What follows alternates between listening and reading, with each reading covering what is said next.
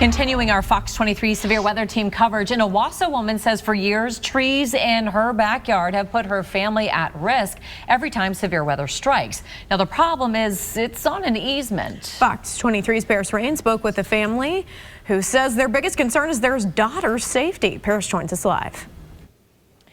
That's right. I was on the phone with the city of Owasso trying to figure out whose responsibility is this tree. Is it the city's? Is it the homeowners?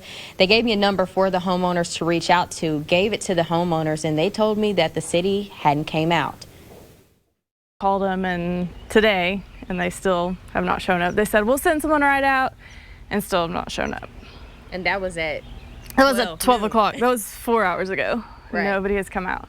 So I asked her, did she reach out to the city about the tree and the damages it caused? We call the city, they come out, they look at it, they say, okay, it fell on your property, it's your responsibility since it's on an easement, even though the tree is behind our fence. So I said, okay, since it's our responsibility, can I just cut the tree down? No, you can't cut the tree down. Okay, why not?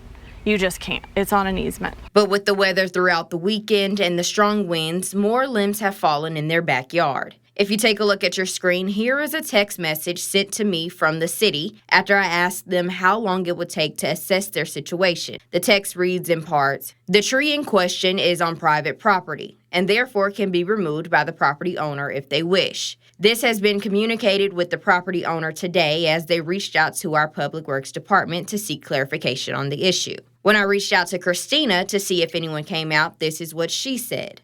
Nobody has showed up yet. I'm not home, but my husband is. This is exactly what they did to us last year and said they would send somebody out soon and nobody ever showed up. So I went out there myself." Okay, so just kind of show me around, like what is going on. Okay, so, I mean, you can see it's fallen on the neighbor's fence or our shared fence. It's fallen on the electrical box, our fire pit over there also. And then it's pulled the fence down, which this is like I said, this is minor compared to what has happened before. Christina says now she's to the point where she just wants the city to do something, to take care of it, because it's causing too much damage, not only to her home, but their pockets. We even paid, in 2021, we're like, okay, let's prevent this.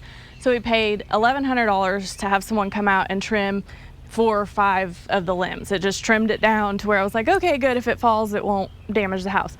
Literally 2 months later, it fell. So then here we go, pay another $600 to get those hauled off.